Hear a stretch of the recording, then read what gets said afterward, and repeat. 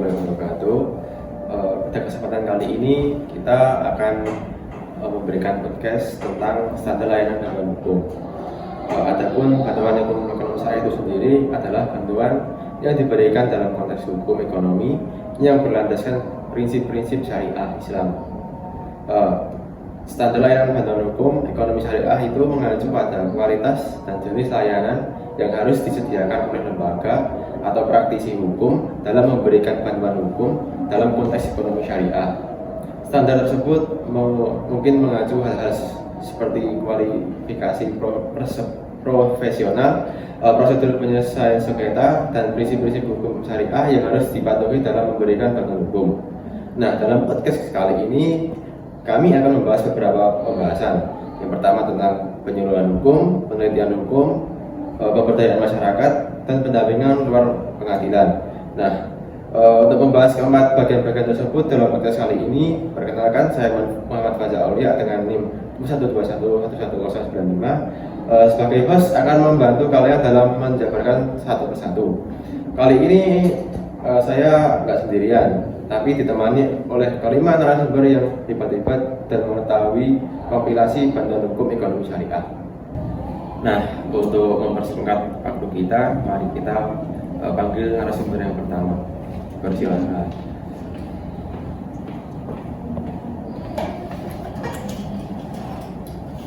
Gimana Pak kabarnya hari ini? Alhamdulillah baik. Lancar pembahasannya? Lancar, alhamdulillah. Nah, untuk mempersingkat waktu, kan saya ingin bertanya, kan di dalam kehidupan masyarakat masih banyak yang belum mengetahui tentang apa sih bantuan hukum itu. Nah, bisa dijelaskan Pak, apa yang disebut dengan bantuan hukum itu sendiri? Nah, sebelum saya menjawab pertanyaan dari Mas Faza, perkenalkan saya Niken Adiani, NIM 212111205. Izin menjawab ya. Bantuan hukum itu pasal 1 menjelaskan bahwa yang pertama, bantuan hukum adalah jasa hukum yang diberikan oleh pemberi bantuan hukum secara cuma-cuma kepada penerima bantuan hukum. Nah, yang kedua itu pemberi bantuan hukum adalah lembaga bantuan hukum atau organisasi kemasyarakatan yang memberikan layanan bantuan hukum berdasarkan Undang-Undang Nomor 16 Tahun 2011 tentang bantuan hukum. Berikutnya yang ketiga, penerima bantuan hukum adalah orang atau kelompok orang miskin. Nah, yang keempat atau yang terakhir itu pemohon bantuan hukum adalah orang atau kelompok orang yang tidak termasuk pemberi bantuan hukum atau keluarganya yang mengajukan permohonan bantuan hukum itu sendiri. Oh, gitu. Baik, jelas sekali. Ada pasal-pasalnya juga ya nanti. Nah, setelah kita mengetahui tentang bantuan hukum, seperti yang kita tahu bahwa bantuan hukum itu berkaitan dengan penyuluhan hukum. Nah, bagaimana sih prosedur penyuluhan hukum itu pada bantuan hukum? Nah, kalau penyuluhan bantuan hukum itu pada proses bantuan hukum itu dijelaskan pada pasal 8. Yang pertama itu penyuluhan bantuan hukum sebagaimana dimaksudkan pada pasal 7 ayat 2 huruf A diberikan kepada kelompok orang miskin melalui ceramah, diskusi, atau simulasi. Nah, untuk kedua, menyelenggarakan penyuluhan bantuan hukum sebagaimana dimaksudkan pada ayat yang pertama. Pemohon bantuan hukum harus mengajukan permohonan kepada pemberi bantuan hukum dengan mengisi formulir. Yang ketiga, itu permohonan sebagaimana dimaksudkan pada ayat 2 yang diajukan oleh perwakilan kelompok yang diketahui dan ditandatangani oleh lurah, kepala desa, pejabat, dan setingkatnya di tempat tinggal pemohon bantuan hukum itu. Dan yang terakhir itu mengisi format formulir permohonan sebagaimana dimaksudkan dalam ayat 2 tercantum dalam lampiran yang merupakan bagian tidak terpisahkan dari peraturan menteri tersebut. Oke, terima kasih ya Mbak atas penjelasannya yang sudah sangat jelas sekali tadi. Mungkin itu saja yang ingin saya tanyakan. Kurang lebihnya terima kasih. Nah, setelah kita mengetahui pemaparan dari materi yang pertama, narasumber pertama tadi, langsung saja kita lanjut ke narasumber yang kedua. Waktu dan tempat saya persilahkan untuk masuki ruangan. Duduk mas, boleh mas. Gimana kabarnya hari ini Mas? Alhamdulillah sehat Mas. Lancar puasanya? Alhamdulillah Anak istri sehat Mas? sehat di rumah. Iya. Lalu saya ingin bertanya pada sampean Mas. Penelitian hukum itu menurut pandangan sampean itu seperti apa?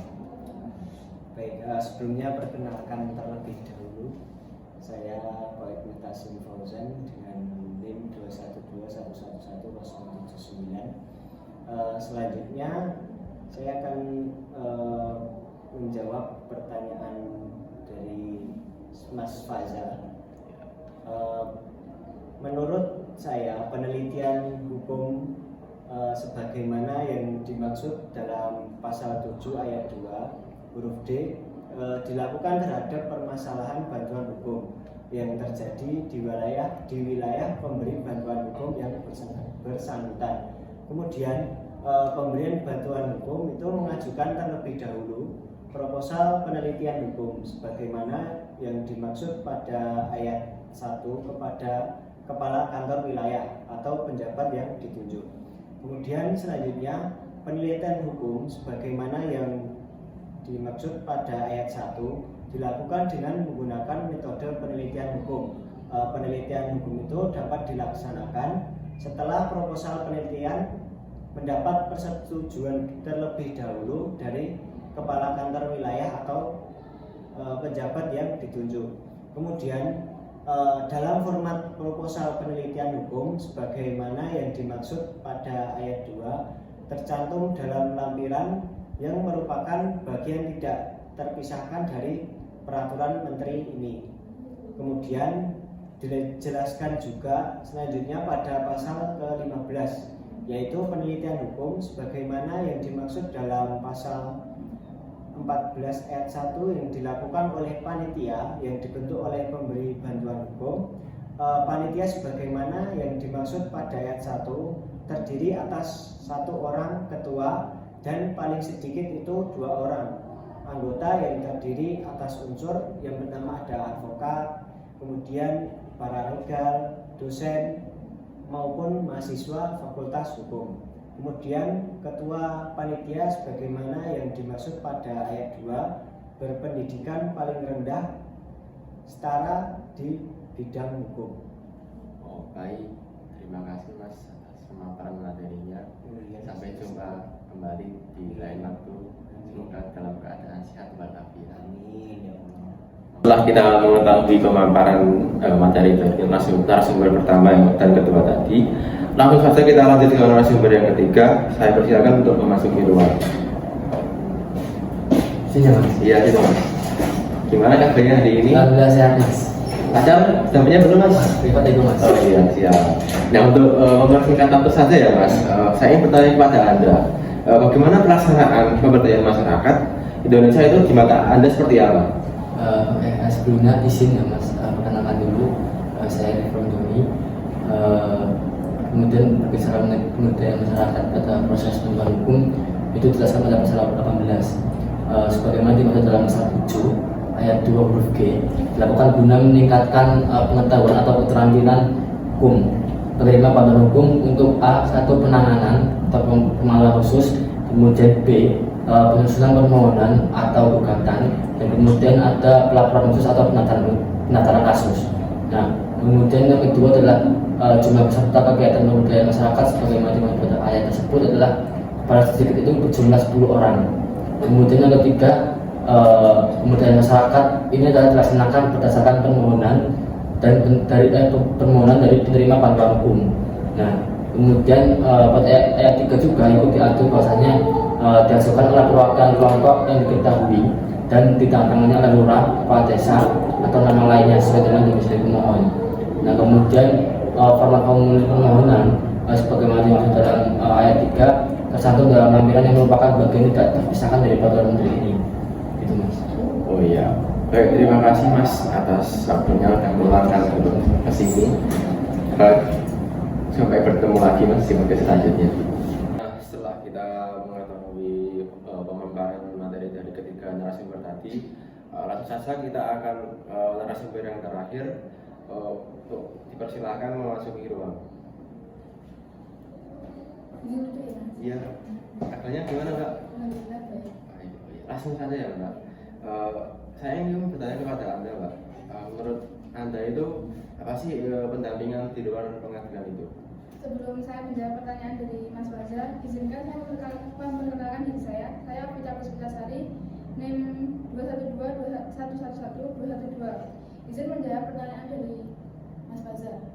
Pendampingan di luar pengadilan pada proses bantuan hukum dijelaskan pada pasal 20, yaitu yang pertama, pendampingan di luar pengadilan sebagaimana dimaksud dalam pasal 7 ayat 2 huruf H dilakukan dalam bentuk advokasi kepada saksi dan atau korban tindak pidana ke instansi atau lembaga pemerintahan yang terkait.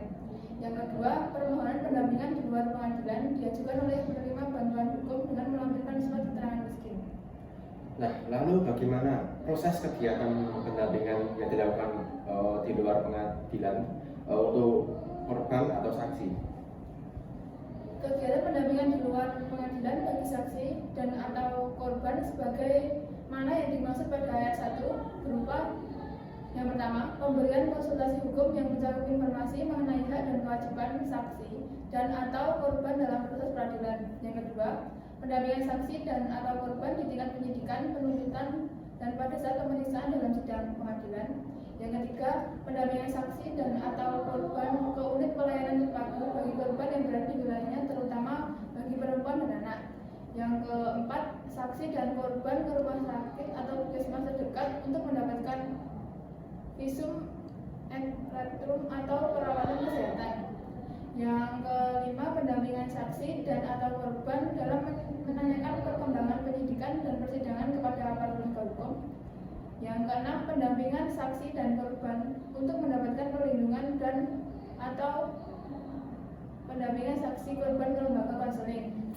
Selanjutnya ada kegiatan pendampingan di luar pengadilan yang dilakukan paling banyak 4 kali dalam waktu paling lama 2 bulan untuk kasus bagi penerima bantuan hukum yang sama.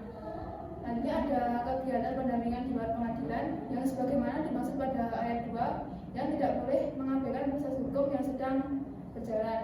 Yang terakhir, setiap kegiatan pendampingan di luar pengadilan sebagaimana yang dimaksud pada ayat 1 harus dibuat dalam berita acara yang ditandatangani oleh penerima bantuan hukum dan pemberi bantuan hukum.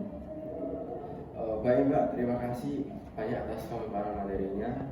Sampai jumpa kembali di podcast selanjutnya. Ya, Setelah kita mengetahui pemaparan dari keempat narasumber kita yang hebat tadi, untuk selanjutnya akan disimpulkan oleh rekan saya. Waktu saya dan tempat saya persilakan. Assalamualaikum warahmatullahi wabarakatuh. Perkenalkan, nama saya Sadam Agusti Dwi Ardian dengan akhiran NIM 099 Prodi HES semester 6. Baiklah, dari beberapa penjelasan teman-teman saya, mungkin saya dapat menarik kesimpulan bahwasanya pelaksanaan kegiatan penyuluhan diawali dengan penyusunan rencana bersama. Selanjutnya, pembahasan bersama kepala desa dan aparat terkait program yang akan dijalankan. Pada dasar penyuluhan hukum ini terungkap bahwa kendala yang terjadi ditemui di masyarakat dalam pengurusan izin adalah tidak tersedia syarat administrasi seperti banyak pengajuan surat izin, terus ibaratnya terus aja izin melalui OSS, terus seperti NPWP dan syarat administrasi. Terhadap kendala yang dihadapi masyarakat kecamatan maupun desa yang mengadakan program pengurusan dan pengadaannya langsung di desa untuk memudahkan masyarakat. Selain itu, desa perlu membuat pemetaan lokasi, pemetaan program usaha masyarakat serta mendukung pengemasan demi kemajuan desa melalui pemberdayaan yang dilakukan ekonomi pada industri rumah tangga. Mungkin kurang lebihnya titik permasalahannya di bagian administrasi, entah itu di bagian NPWP dan OSS. Untuk syarat administrasi seperti NPWP sehingga OSS terhadap kendala yang dari masyarakat seperti kepemilikan NPWP disarankan kepada pemerintah kecamatan atau desa. Mungkin tingkatnya kecamatan maupun desa. Tapi menurut saya pribadi selama usaha-usaha yang dilakukan oleh masyarakat, terus ibaratnya semua lembaga-lembaga yang berkaitan dengan ini, selama mereka mengusahakan sesuatu, saya ingat beberapa kata bahwasanya tidak ada kata yang nihil atau kata yang menghasilkan kata nol. Selama kita mau berusaha, niscaya semua akan berakhir dengan menghasilkan sesuatu. Mungkin itu saja, kalau ada kurangnya saya mohon maaf. Sekian, wassalamualaikum warahmatullahi wabarakatuh. Jangan lupa berusaha, jangan patah semangat. Mari kita lulus wisuda dengan cepat. Semoga sukses dunia akhir. Mungkin itu tadi keseruan podcast dari kami. Sampai jumpa di podcast selanjutnya. Jangan lupa like, komen, dan subscribe. Terima kasih. Wassalamualaikum warahmatullahi wabarakatuh.